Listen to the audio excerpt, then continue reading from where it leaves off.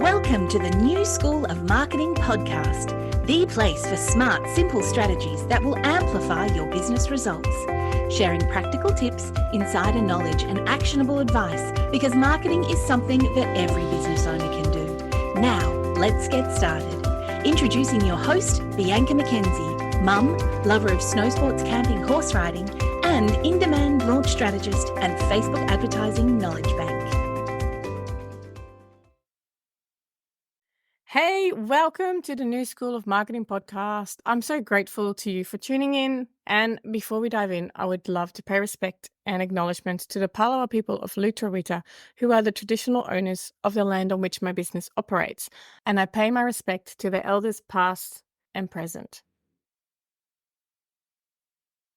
Okay, today I want to dive into lead generation and some trends in lead generation and what's working right now and all of those things. So as markets evolve, so do strategies, and so does, attracting and converting leads. So I want to look at that. I want to dive into what's working in today's market, and I also want to talk about how you can use trends to boost your lead generation efforts. So let's dive in. So when I first started my business, lead generation was all about cold calls or about emails, but things have changed a lot. And in some ways, not at all. It's really interesting. Some things still really work well, and they've been around for a long time. So let's look at some effective lead generation trends that are new, but also talk about some tried and trusted ways. The first one I want to talk about is content marketing. And that's nothing new, right? Content marketing's been around. It's a cornerstone of lead generation. Things have changed a little bit in what content marketing really is, but it still is about creating high quality, valuable content that attracts and engages your potential leads. Now, the focus really is on quality and relevance, not so much on quantity. So it's not about pumping out content for content's sake, which used to be a little bit like that, back in the day when blogging was like really sort of like new and upcoming. It was all about how much can you put out there. It still had to be relevant and still had to be quality of some sort, but it was all about putting more out there, using certain keywords so that Google could find you. But now there is so much information available. It needs to be very high quality. The other thing with content marketing is that personalization is key. People kind of expect tailored experiences now. So you can use your data and you can use your analytics to create personalized content that really resonates with your target audience. You can learn so much about your audience and use that in your content. For example, and we've been using this for a while, is personalized emails, and not just where you just put their name and make and that's the extent of the personalization. There's a lot more that you can do with that as well. Another one is dynamic website content. Your consumers, you can learn so much about them that you can create very specific content for specific people and lead them on a bit of a journey.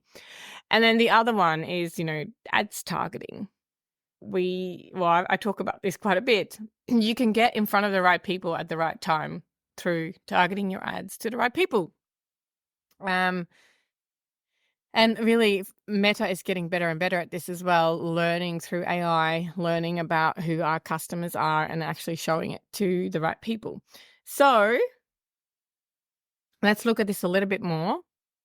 In terms of content, you need to create valuable content. So you need to focus on creating content that really addresses your audience's pain points and their interest. And I know a lot of us keep trying to reinvent the wheel because we feel like we we need more content, but in a way, you kind of need the same content, but in a different way, or said in a different way. One, in a different format, but also your message needs to be the same over and over. So how many different ways can you get your message across? Can you talk about what you talk about? And then how can you use personalization? So you can utilize tools like MailerLite, ConvertKit, Active Campaign, and there's a whole lot more to personalize your marketing efforts. How can you, in a way, build automated sequences, use automation, use AI in a way, and I will get to this later, to really personalize that journey for your customer. And another one is to segment your audiences. So segment your email lists so that you can create targeted campaigns for different audience segments.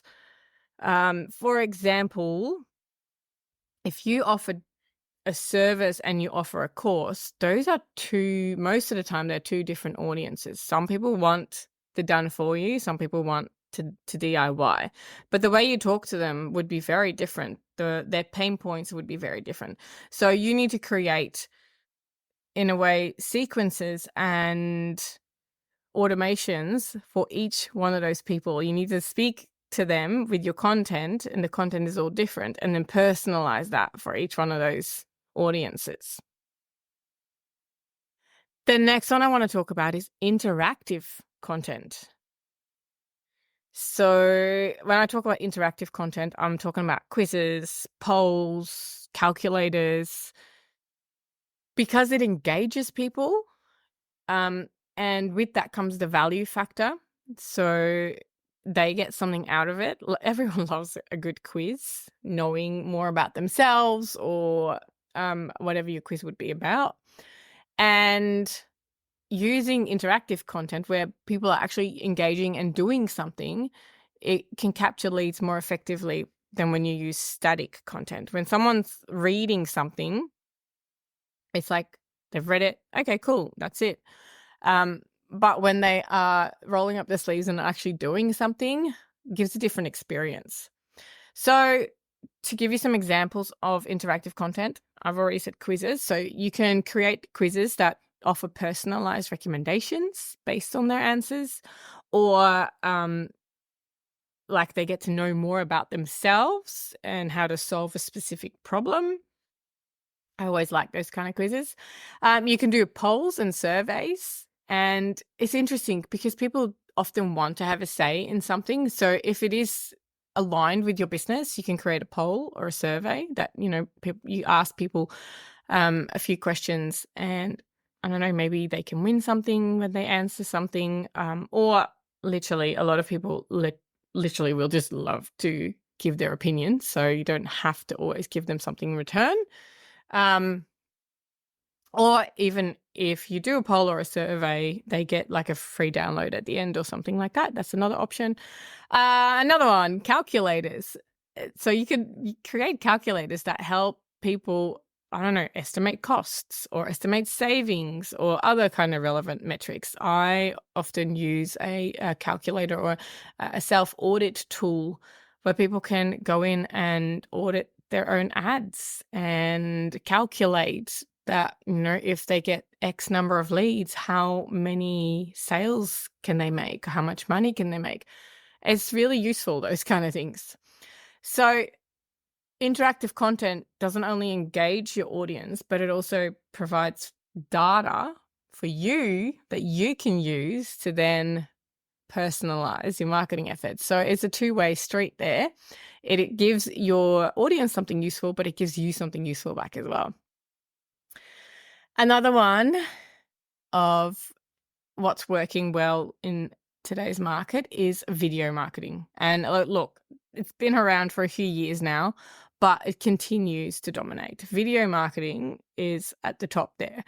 Videos can be, not always, but they can be really engaging, and they can convey information quickly and effectively. So rather than having to read like something really long, some people actually prefer video format or audio format. So when you have a number of different content forms, you are catering to the people that learn in different ways. Not everyone learns from reading, not everyone learns from video, but video is very engaging. So when you're thinking about video, you might want to consider creating like short videos, like explainer videos, short videos that explain your product or your service.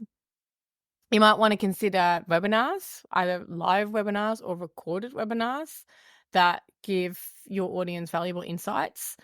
And in return, you get their details, which then makes them a lead. So you want to make that, we call that gated. So you want to get people to sign up and then they can watch it or attend it. Another one, and I know a lot of us don't do this because it can feel a little bit uncomfortable, but customer testimonials. So videos with your customers that are happy or sharing their experiences, they are so invaluable, but I know a lot of us feel uncomfortable asking for that. But if you have a few customers that would be happy to share their experience, or maybe you can help them with how they can do that, it would be invaluable. And then videos, they can be shared on so many places. You can either have a YouTube channel if you wanted to start a YouTube channel. You can share them on social media. You can share them on your website. You can embed them in like your emails. Share them wherever you can because video is so invaluable.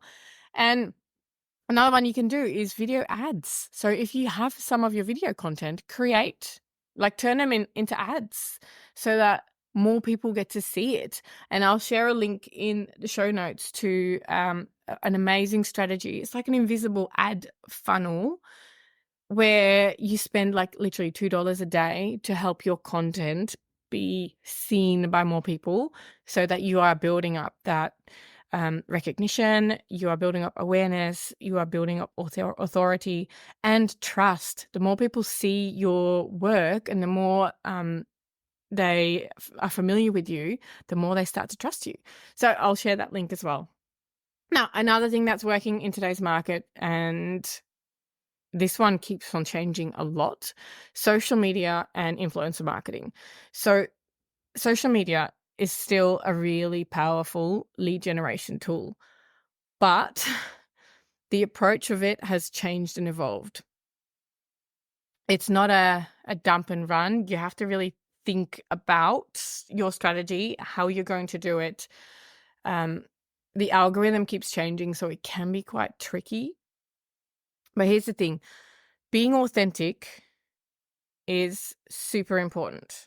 People love authenticity and creating content that they want to engage in. So authenticity and engagement, they are more important than ever. They've been important for a long time, but things keep evolving, keep changing. And Facebook and Instagram both love engagement. Like that's how, in a way, they get your content in front of more people. So the more engaging content you create, the better the algorithm rewards you. This is why I'm also sharing the invisible ad funnel with you, which you can, get access to. I'll pop it in the show notes because your content will be seen by more people, which gives it the opportunity to have more engagement rather than you sitting there waiting, fingers crossed, waiting for the algorithm to pick it up. So what are some things that you can do? One of them is live streaming. So you can engage your audience like in real time through live streams. Now, this takes a little bit of practice. It also takes a little bit of planning and a little bit of strategy behind it. If you randomly go live, you might get some people show up. But if you have a strategy where every week or every so many days you go live and you let your people know beforehand and you let them know what the topic is going to be, that way you start building up a lot more views as well as you get more engagement. The other one is stories and reels. They keep on changing, they keep on evolving in a way. So use stories, Instagram stories and Facebook stories, and reels on both platforms where you can share short and engaging content. And I know sometimes it takes a while to create this type of content, although it doesn't have to be. You can use what we call B-roll footage, which could be you taking a short snippet of you working at your desk, or a short snippet of some landscape. Like, it's just little videos where you then put a message over the top. Not everything has to be you speaking to the camera. There's a lot of different types of content, and you can share that to reels and you can share that to stories. And I know sometimes we feel uncomfortable, but still, social selling, so building a relationship and trust through social selling. So showing up and providing content, yes, we need to do that. But we also need to remember that we are in business and that we are selling something. So not all of your content should be focused on providing value. You also need to make sure that you ask for the sale. Sometimes I see people provide a lot of content, a lot of free value, but I don't actually know what they're selling. So don't forget to tell people what you're selling, what your offer is, what you do, because people might forget if they only see that sort of like free kind of content where you provide value. Also tell them how they can work with you. And another one that it works really well for e-commerce, but it also can work for service-based businesses and course-based businesses, is influencer marketing or collaborations, is what I would call them more in course creation and service-based businesses. So you can partner with other people who already have a following, and they can help you reach new audiences and they can help you generate leads. So for e-commerce, it would be partnering with influencers who can then share your products and share your content and promote it in a way. But for service-based businesses and for course creators or membership owners, you can partner up with someone else who shares the same audience but doesn't offer the same solution or service, if that makes sense. So a good example of this would be like summits or bundles, like getting into those kind of collaborations. All right, let's move on to what's working and, how things have changed a little bit, is AI and automation. So artificial intelligence, AI, it's really transforming lead generation. Like, there's just so much to learn, and I have only just dipped my toe into the water. I don't know all of the tools, but I know that there is so much opportunity. AI can literally analyze so much data so quickly and identify potential leads, and they predict their behavior. There's so much to learn about it. I think start small, learn step by step, see how it could potentially help you in your business. But at the same time, if it seems overwhelming, which to me it sometimes is, then take a step back and just slow down, because it's here to stay. You will learn more about it eventually, step by step. We don't have to be part of all the brand new things right now. I always think it's good to focus on one thing at a time and then take the next step. The other one I want to mention is automation.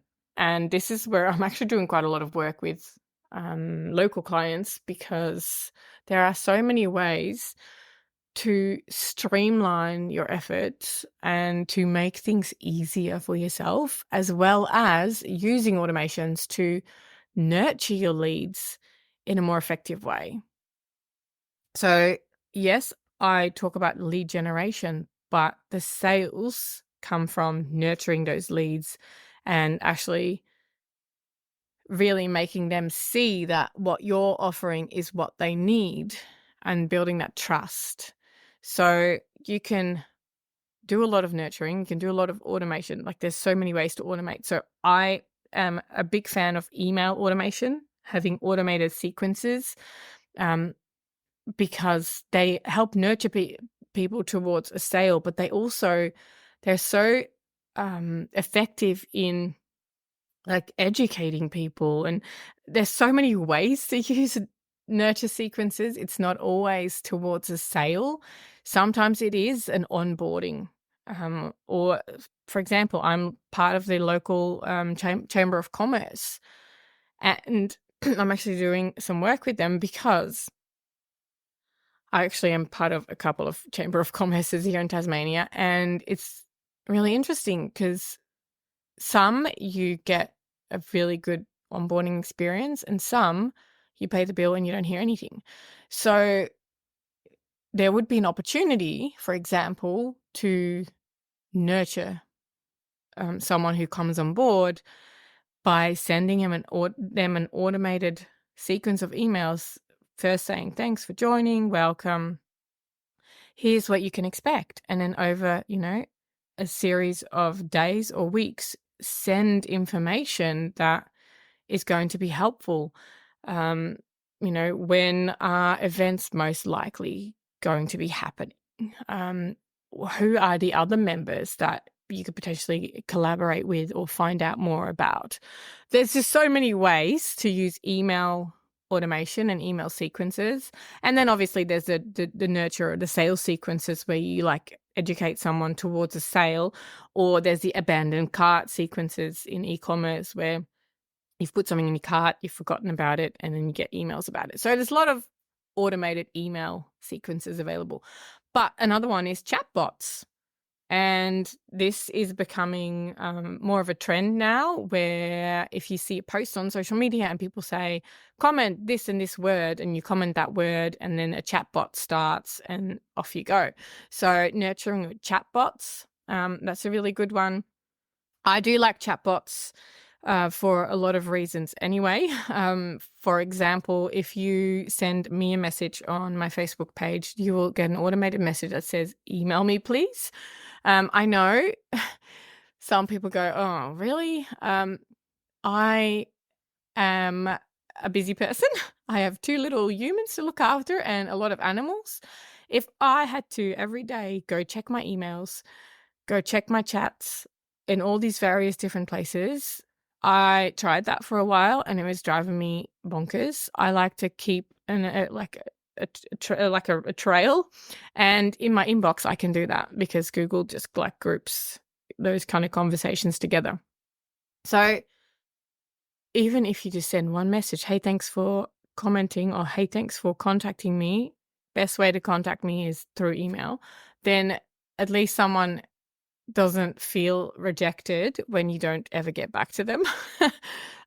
So yeah, chatbots, super awesome way to nurture, but just, making your life easier as well. So it can free up your time, and then you can do more strategic things. So I am all for automation. I don't know if I've used this example, but I was working with a local business, and they were getting email addresses, and they were emailing every single person like individually from like an Excel spreadsheet. They would copy paste, and so I worked with them because there's a much easier way. Put all these email addresses in a database like MailerLite, ConvertKit, whatever you prefer to work with. And then if you segment them, so for example, this business sells meat boxes, and there's lamb and there's beef. So if you have them segmented for people that like both, or only like lamb, or only like beef, you can literally say, hey, I've got beef boxes available, and you can send it only to the people who want beef, or they want both. But people who only want lamb don't get the emails. So it makes your life so much easier. You only have to send one email because the platform does itself. So that is another way, is using artificial intelligence, so AI, and automation. And like I said, you can use chatbots, you can use automated workflows, personalized sequences. there's so many ways that, yeah, you can dive really, really deep with this. But at a minimum, I'd suggest starting with email marketing and using automations and segmenting people, and you can email people out. So that is kind of like, once you've got the leads, how are you then going to work with them, and like how are you going to give them a better experience? And then another thing I want to add is that you really do need to also think about data privacy and compliance. So there's way more concern about privacy now, and a lot of the platforms have taken measures, and there's been changes over the years. But it is so important that you need to comply with regulations, and there's things like GDPR and CCPA, and look it up in your part of the world. But also, if you are attracting leads from other parts of the world, you need to be really aware of what the rules are in those countries and areas. So best practices would be to be transparent about how you collect and how you use data. Everyone needs to have a privacy policy on their website, especially if you're collecting leads and you're collecting lead data. You need to have a privacy policy on your website. But also use opt-in forms that really clearly state, what they are signing up for, and get them to consent to sending more information. And like, there's a lot of things on GDPR for this as well. And then make sure that you have really robust data security measures that are in place to protect your leads' information, because you are dealing with people's personal details in a way, even though you might think, well, it's just a name and an email address in a lot of ways, or sometimes a phone number. That is someone's personal details. So make sure that you have data security measures in place, and working with something like MailerLite, ConvertKit, ActiveCampaign, or any of the other email marketing providers, they work on this and make sure that they are compliant. So using that is a lot more secure and legal than it is mass emailing people from your normal email address. So just to give you a quick recap, lead generation trends keep, in a way, evolving. There's a lot that is still the same, but a lot that is changing as well. So I've spoken about content marketing and personalizing your content where you can, whether that is through email automation, or whether that is through specific website content, dynamic website content. Another one I have talked about is interactive content, so using quizzes and polls and like really getting people to do something. I've spoken about video marketing, still so important, doing videos. Social media, and that goes in a lot of ways. There's so many social media platforms out there. I would say pick one or two and focus on that. Go heavy on that. Where you got to know where your audience is, so that's where you need to be, but not on all the platforms.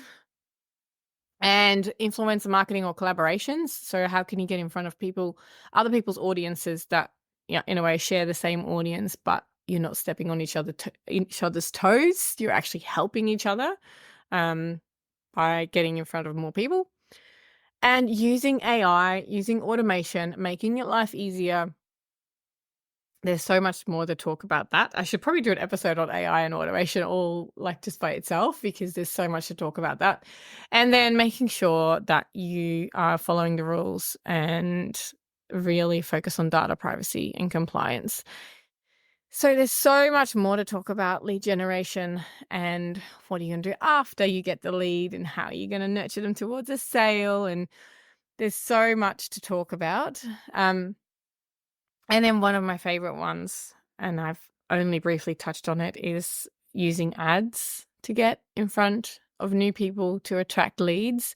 But for this, you do need to have all of these things that I've talked about. So really focusing on quality content. So content marketing, focusing on engaging your audience. So creating either interactive content or like really engaging social content, video content. All of those pieces will help you attract leads. And then it's a matter of having traffic to those content pieces.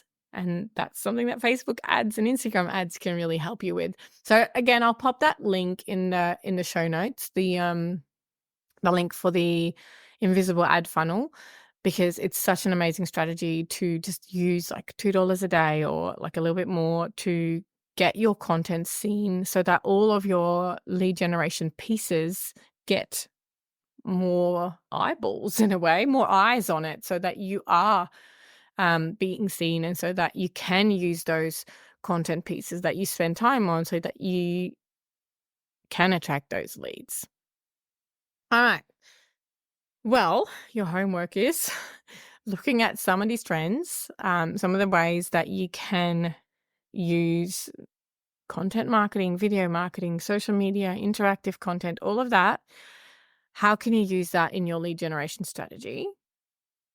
And if you have questions, please feel free to reach out. If you have something that you want to share that's really working, I would love to hear that too. I always love to hear what's working for people, what's not working for people, what they might want to try out and how to do it. Always, my DMs on Instagram are always open, so feel free to connect with me. I'll pop all the links in the show notes. Thank you so much for joining me on this episode of the New School of Marketing podcast. I hope it was helpful, and I can't wait to share more marketing tips with you next week. And if you're ready to take your business to the next level with Facebook and Instagram advertising, make sure that you visit newschoolofmarketing.com to download practical free resources, plus subscribe to the podcast so that you never miss an episode. I can't wait to go on this journey with you. Until next time, take care and market your business every day.